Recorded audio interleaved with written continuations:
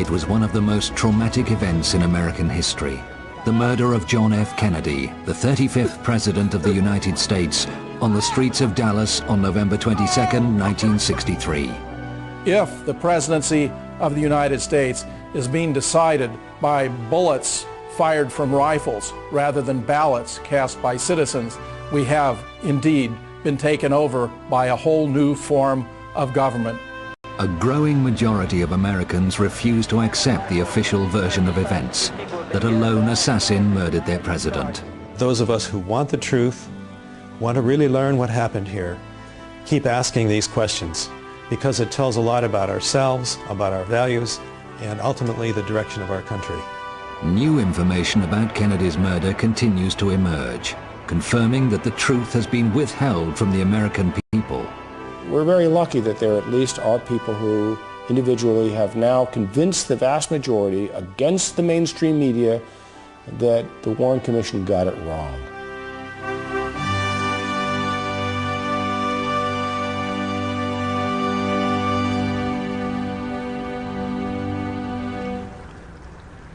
From his hometown of Duluth in Minnesota, one of those questioning critics of the official version of events is Professor James Fetzer.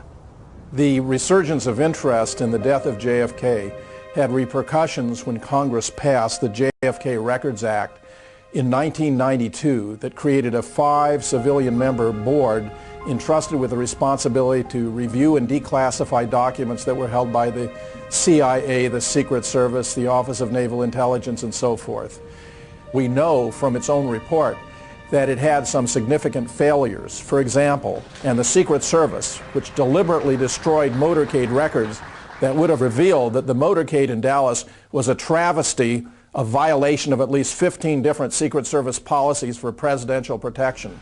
This behavior on their part raises the most serious and disturbing questions about their complicity in the entire affair. From the moment he arrived in Dallas, the president's protection was suspect, according to Vince Palomara, a Secret Service expert.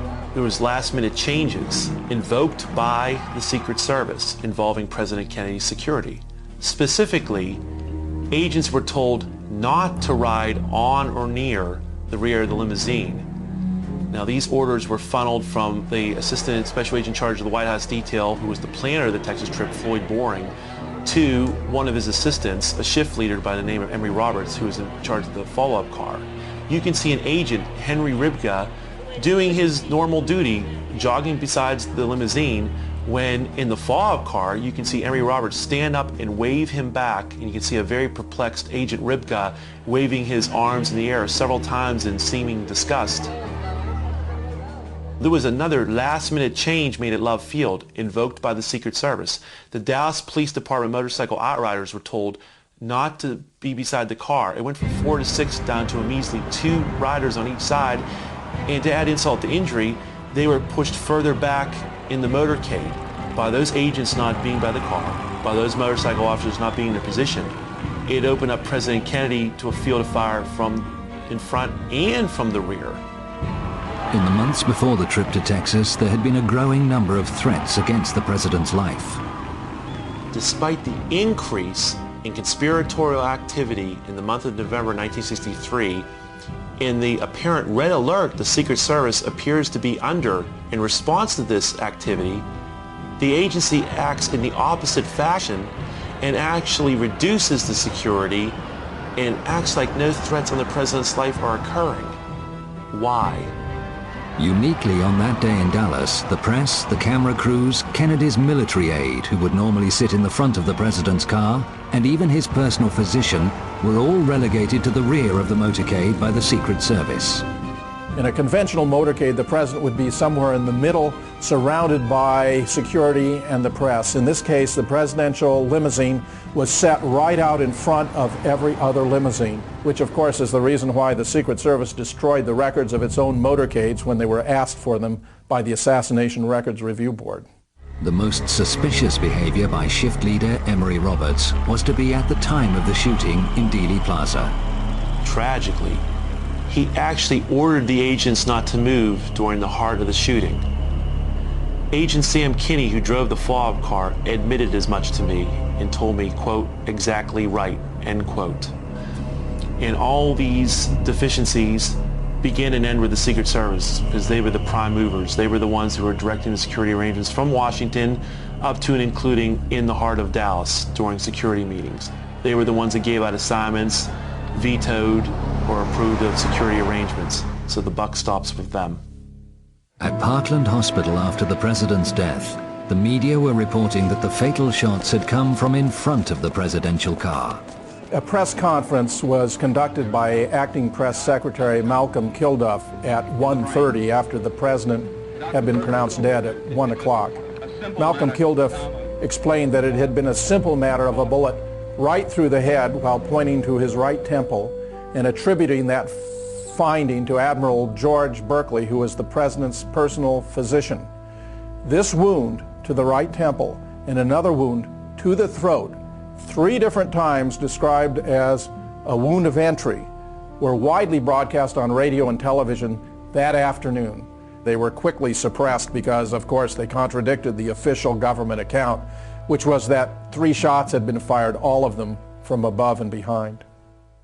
Connie Kritzberg was a reporter for the Dallas Times-Herald on November 22, 1963. A couple of hours after the assassination, she did a phone interview with 2 of the principal doctors who had tended Kennedy. I talked to Dr. Kim Clark, who was head of neurosurgery at Parkland Hospital, and Dr. Malcolm Perry. So I asked, how many wounds were there in the president? And I was told Dr. Kim Clark said there was a gaping wound in the back of the head. And Dr. Perry said the wound I was working on was an entrance wound in the neck. And I asked him where it was located. I asked him, was it below the Adam's apple? And he said, yes, it was in the midline, in the front of the neck, below the Adam's apple. And he said 3 times that it was an entrance wound from the front. And so I wrote a very simple story, only about 12 inches long as we measured stories, and turned it in. The next morning, Connie found the story she filed had changed. I found in the story, in about the 3rd paragraph, there had been a very unprofessional sentence inserted. It said, a doctor admitted there was possibly 1 wound. So I was very upset. I called the city desk and I talked to one of the assistant city editors whom I respected quite a bit, and I said, who changed my story? Who put in that sentence? And he immediately knew what I was talking about. He said, the FBI. A story couldn't be printed that there was more than 1 shot and that 1 came from the front. It had to be altered, no matter how crudely, to conform to the official story that there were 3 shots from 1 place, from 1 man, and it was only 1 man who committed the murder.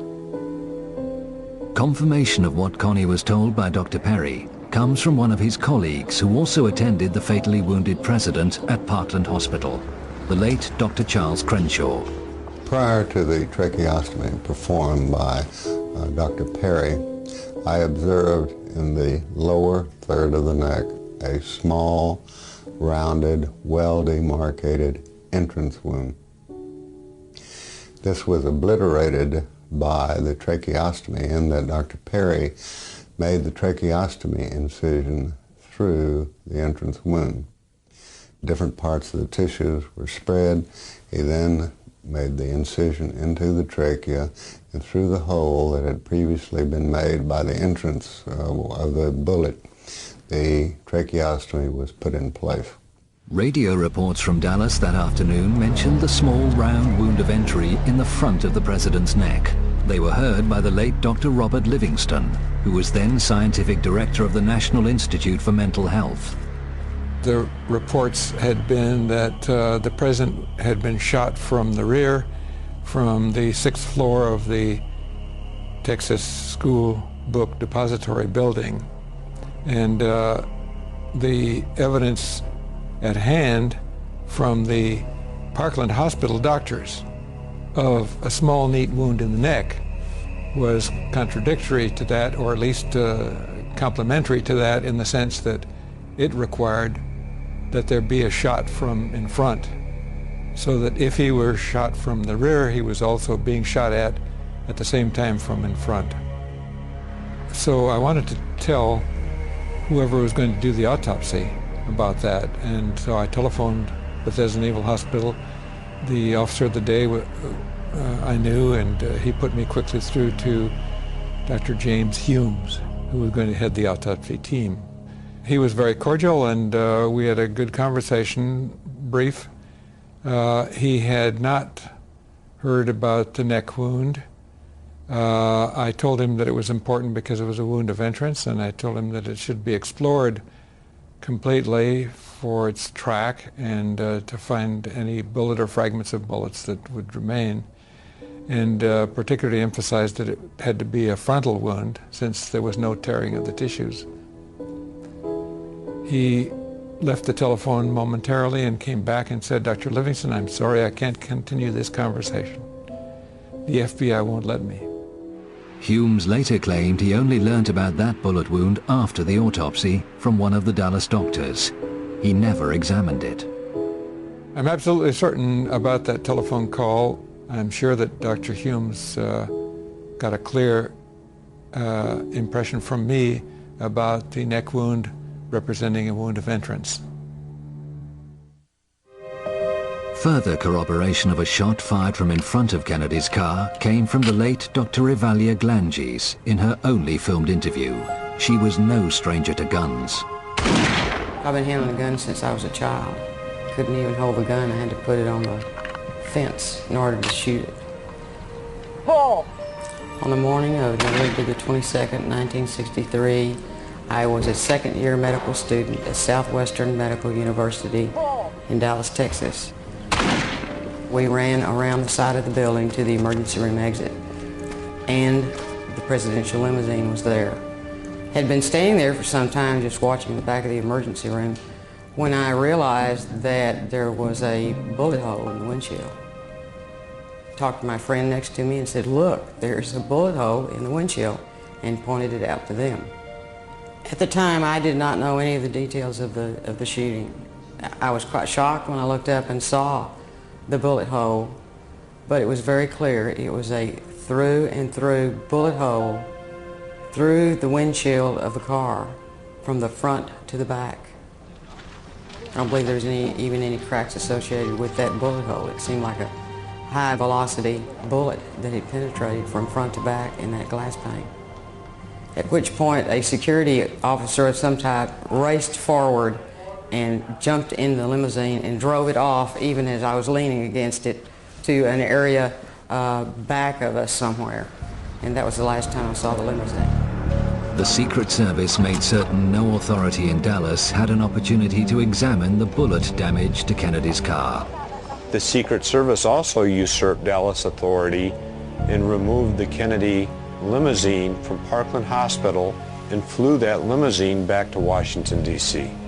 For over a decade, researcher Doug Weldon, a professor of criminal justice and an attorney, has studied Kennedy's limousine and what happened to it in the hours after the assassination. Just as the president's body in an autopsy could have given us many answers, a thorough study of that limousine at that time without evidence being tampered with would also have given us many important answers as to what really happened. But on arrival in Washington, damage to the limousine was noted.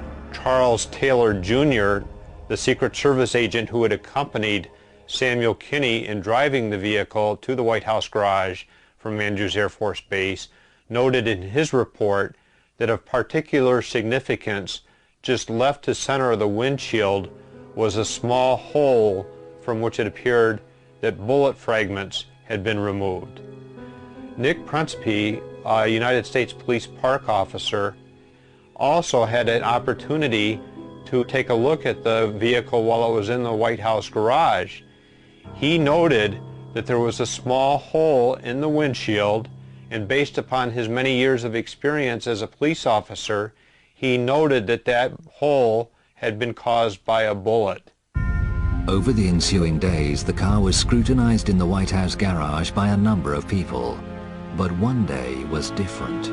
If one examines the White House garage logs, it is very interesting that in the late evening of November 24th, 1963, and the entire day of November 25th, 1963, not one person is listed as having come in to the White House garage to have any contact with the limousine.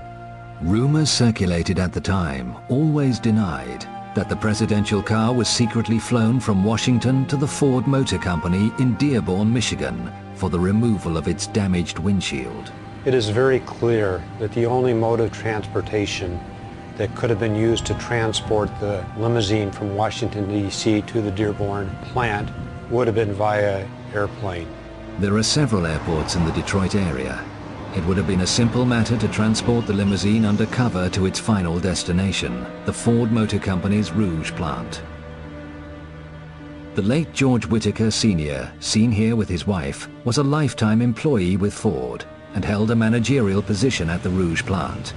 He went to work on the morning of November 25th to be confronted by an amazing sight. He was astonished when he went to the B building where a garage existed at that time, and he saw the Kennedy limousine that John F. Kennedy had been murdered in.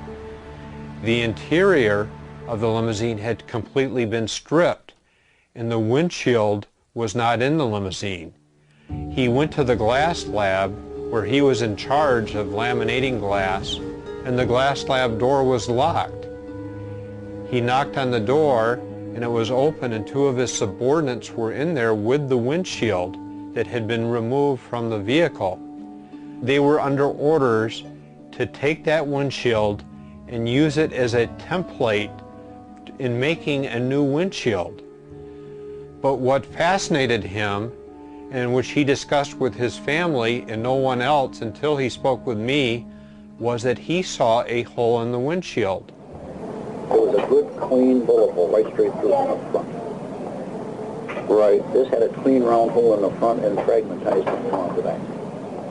Mr. Whitaker had 30 years of experience working with glass and had seen many tests performed on glass, including tests performed with firearms.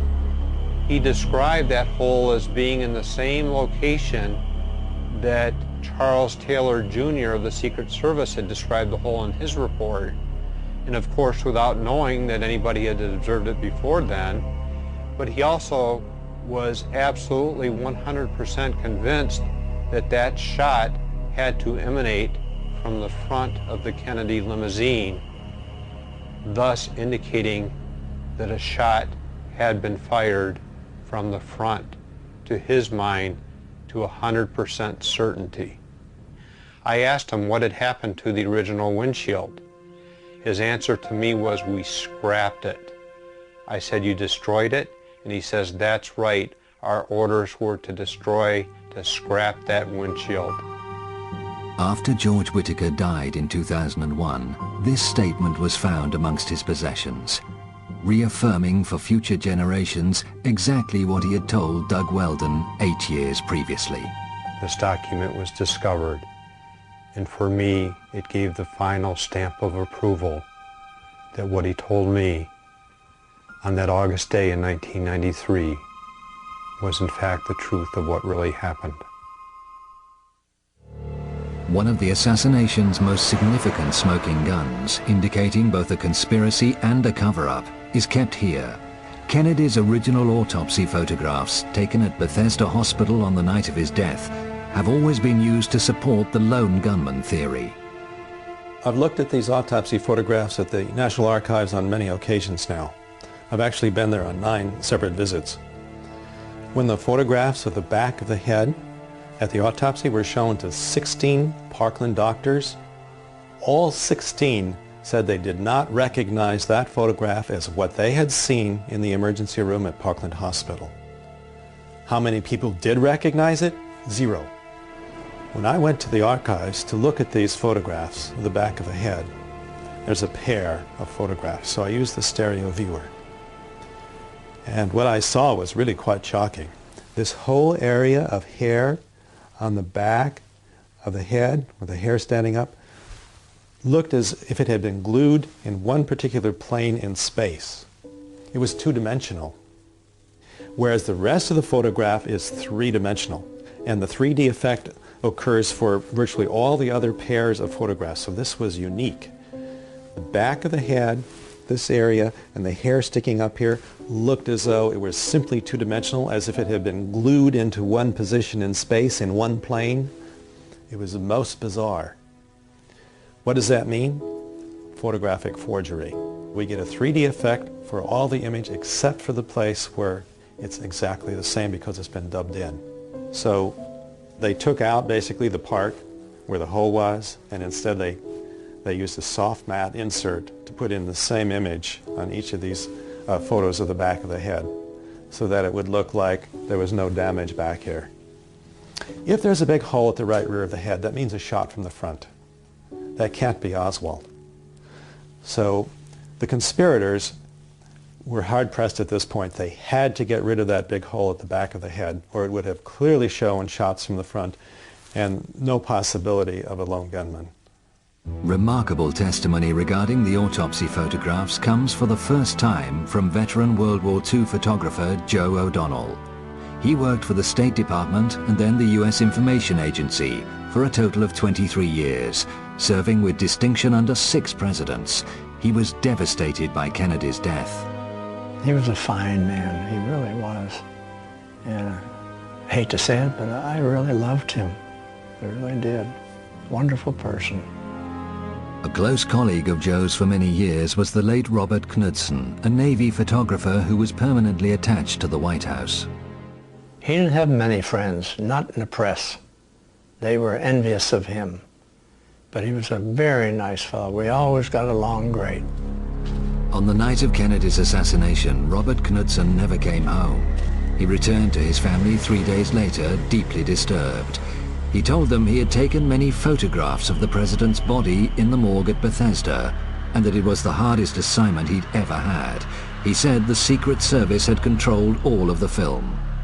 A few days after the assassination, I was at the White House in the press room, and Knudsen came to me, and he said, Joe, I have something I want to show you. So I went back to his sort of a work room, and he pulled out an envelope and showed me about 12 pictures, 5 by 7, and had all these pictures of the president on his stomach and on his back, and could see the hole here, about 3/8 of an inch, and the back of his head above the line, big hole about the size of a grapefruit. And then a couple of days later, maybe a day later, he said, Joe, have a minute? And I said, sure. He said, I want to show you something. Those pictures I showed you the other day, these are the same ones, but a little different. And I said, what do you mean? He said, let me show you. He got the first one out, and I said, no hole. He said, no, they covered it up. And I looked in the back. The hole was neatly covered up. And I said, who did that? He said, well, I didn't do it. I said, well, I'm not saying you did, but I'm surprised. There is no record of Robert Knudsen attending Kennedy's autopsy, yet he had photographs in his possession that had clearly been altered to disguise a shot from the front. These photographs were always in the control of the Secret Service. So whoever changed this, whoever modified it, either had to be in the government or had to have the approval of the government to do this. We certainly can't imagine the Mafia, for example, doing this, or the Soviets. There's just no way. It had to be someone with government approval. The government continues to be haunted by the discrepancy between the wounds the autopsy photographs show and what the Dallas doctors actually saw. In the late 70s, the House Select Committee on Assassinations looked at the evidence of the Kennedy assassination, and one of the most disturbing things about that evidence when they looked at it was the fact that there were a team of doctors where Kennedy had been taken right after he was shot in Dallas. These are Dallas doctors who were experienced in trauma who had said he had a hole in the back of his head. The House Select Committee on Assassinations was trying to say that Oswald had done it, and with a hole in the back of the head, if you're being shot in the back and the bullet blowing out in front, that doesn't fit. So the House Select Committee reported that it had refuted the Dallas doctors. The Dallas doctors had all got it wrong because they had better witnesses. Their witnesses were the witnesses that were there in the morgue during the autopsy. And they said that 26 witnesses that they'd interviewed all endorsed the autopsy photographs showing the head wound up here. None of them agreed that there was a wound back here. There is no medical evidence that President Kennedy was hit from the front and to the right. But they didn't let us see the interviews. They didn't let us see the documents that these people had prepared. In fact, they were scheduled to have been suppressed until 2028.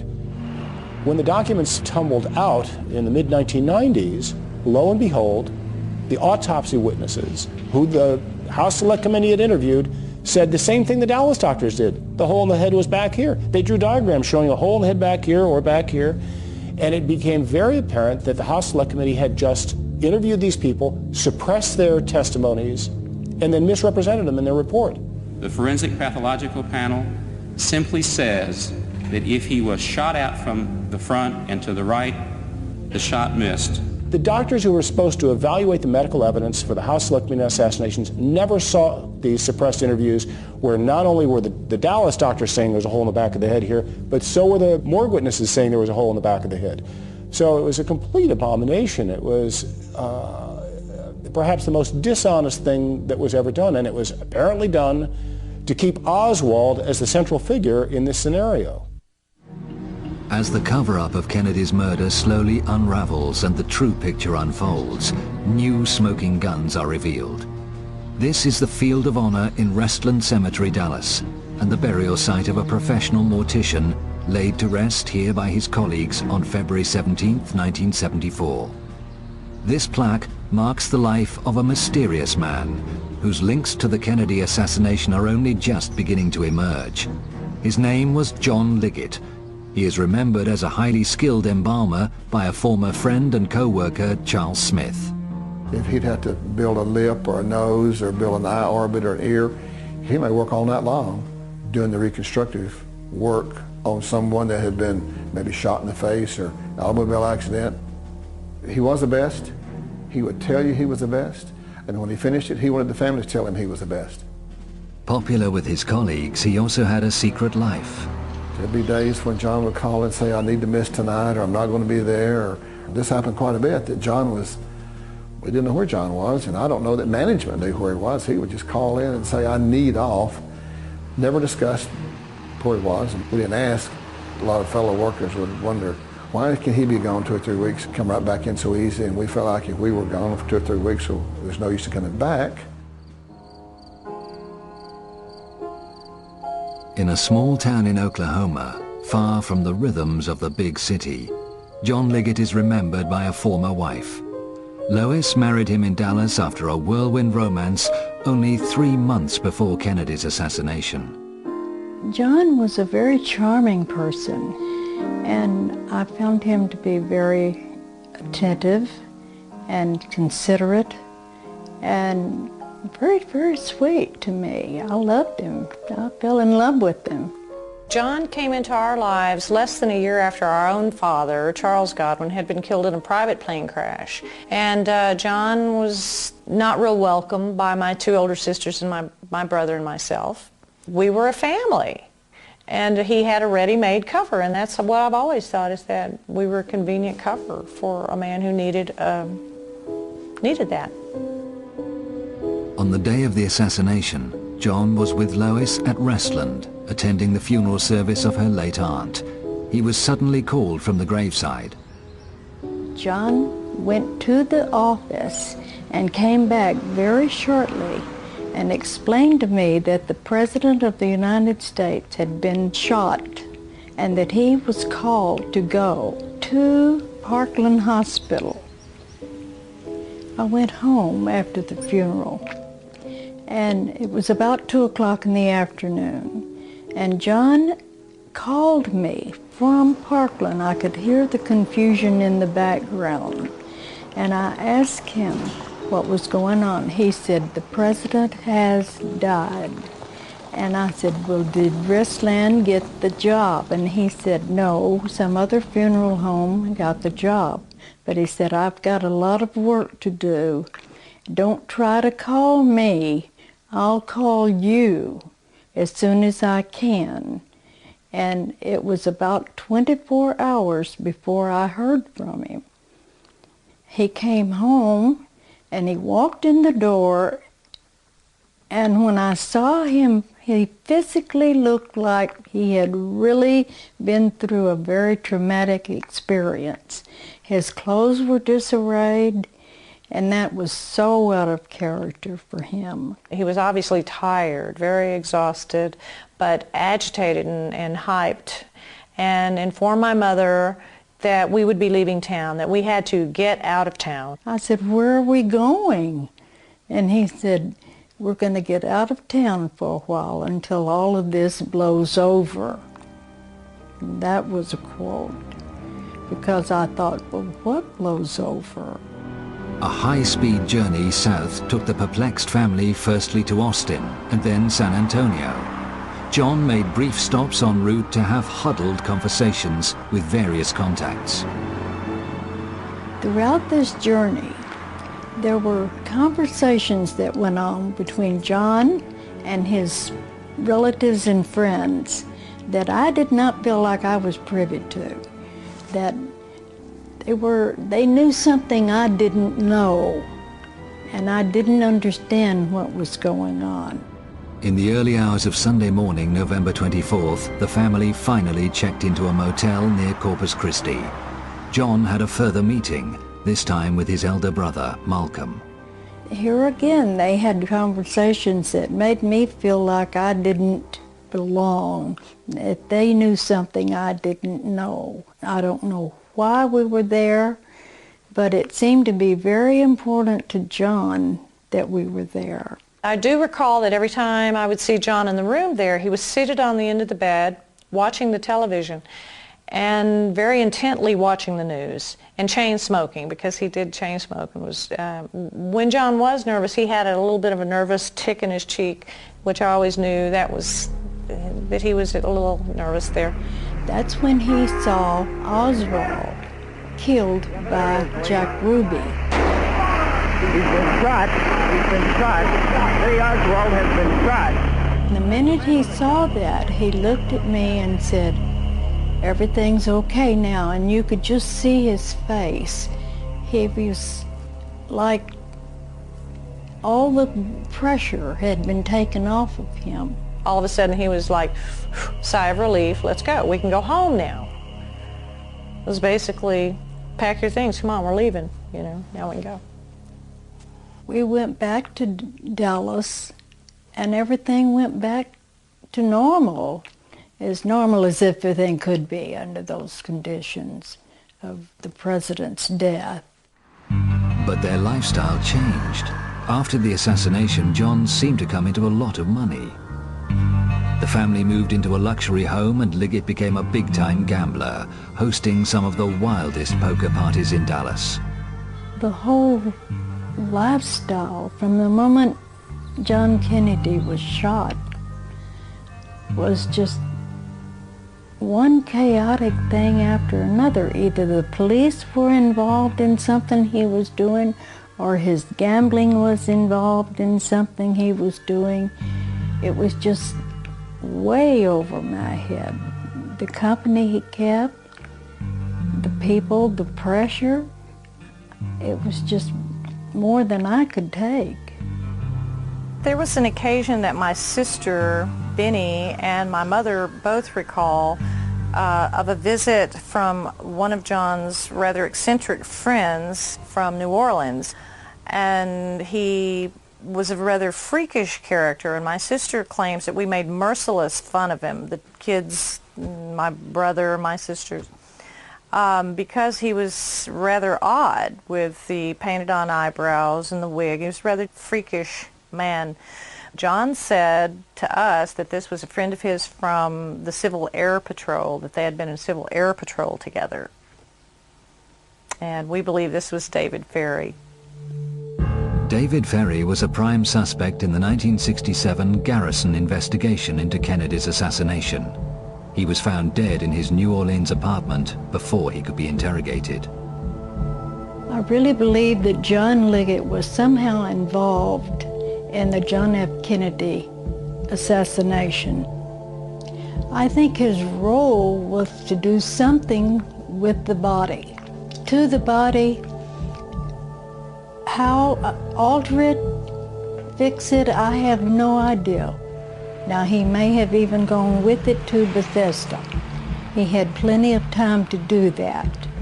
I think his job was to do something with that body of John F. Kennedy. Liggett's lifestyle led Lois to divorce him in 1966. They both remarried but remained close. In 1974, out of the blue, Liggett was arrested for attempted murder. This Dallas home was the scene of a vicious crime. Dorothy Peck, a friend of John Liggett's, suffered horrendous injuries and was left for dead, but survived to identify Liggett as her assailant. The police were swiftly linking him with other brutal killings in the Dallas area. He was imprisoned in the county jail, but the police were not allowed to interrogate him. John had been held on remand for almost a year when his brother Malcolm insisted on meeting Lois in a park in Austin. He was very secretive about this meeting, and he wanted to walk. He wouldn't talk to me in my car, and he told me at that time not to have any further contact with John, that it would be in my best interest not to. In fact, he said, if you care anything at all about your children or yourself, you will not see him or correspond with him anymore. And I think that Malcolm felt that if I talked to John, John would tell me something that either Malcolm or someone Malcolm knows didn't want John to tell me. And I really believed that. I was so frightened by this action that I moved to Lubbock, Texas. And a few weeks later, I had a phone call from a friend there who told me that John had been shot in the back and was dead. On the morning of February the 14th, 1975, Liggett was being transferred with other prisoners from the courthouse in downtown Dallas to the nearby county jail. The police vehicle had entered the garage when Liggett, using a hidden key, slipped out of his handcuffs and made a bid for freedom. A single shot in the back, fired by a sheriff's deputy, killed him instantly. I feel like Malcolm knew that there was something that was going to happen. I feel that he knew more than he was saying to me. And it frightened me, for myself and for my children. But the mysteries do not end with Liggett's death. In 1992, Deborah, for the first time, met Leona, John's wife at the time he died. Although reluctant to talk, Leona recounted a visit to Restland to view Liggett's body prior to burial. She came out from East Texas to Dallas, and she was shocked and surprised because to her, this was not John. It wasn't John there. She said that the person that was in the casket that she was shown had a mustache, and this to her was also an indication this was not John, and I too would have to think not, because John never, as long as I'd known him for the many, many years, could even grow a mustache. I did get the distinct impression that Leona was very nervous, even at that time in 1992, to speak with me about the details of John's death and her suspicions that it was not John that was buried there, and probably rightly so. I think I would be very nervous to know that as well, and I think I am. John's brother Malcolm handled the funeral that took place 3 days after the shooting. John's former colleague Charles Smith was there. There's no doubt the person that we handled the funeral for, the person that we embalmed, the person that I helped dress and we put in a casket and handled the funeral service for, that was John Melvin Liggett. That was a John Liggett that we knew for several years prior to this incident happening. But the story does not end there. After his divorce from Lois, John worked in Las Vegas for 3 years as a dealer.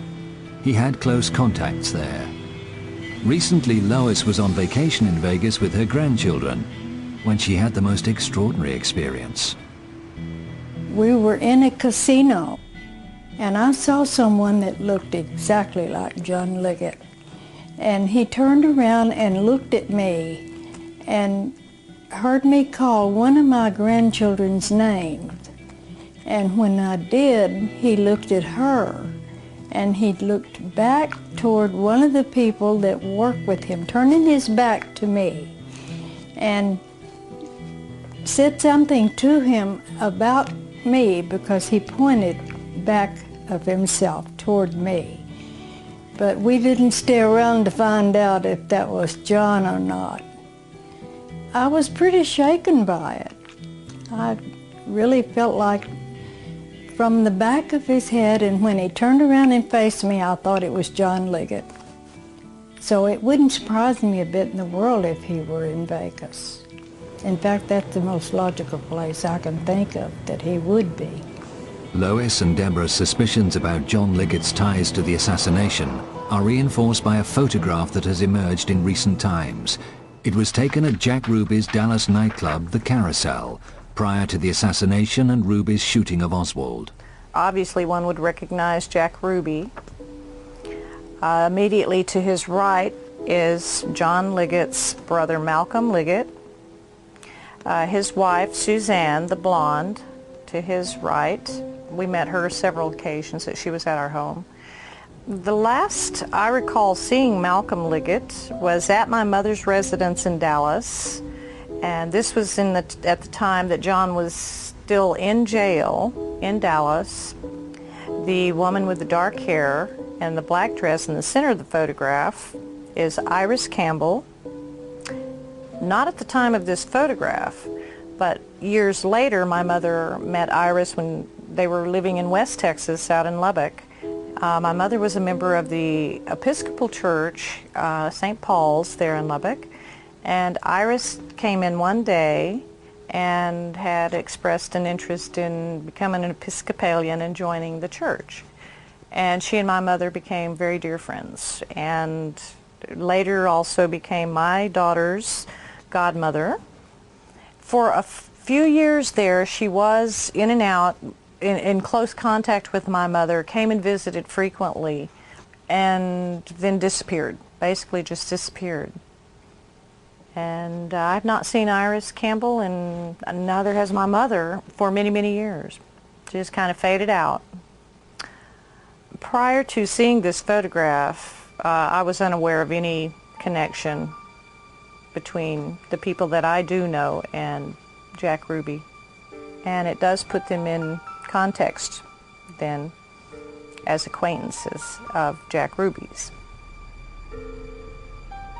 I really think that maybe John had something to do with government business.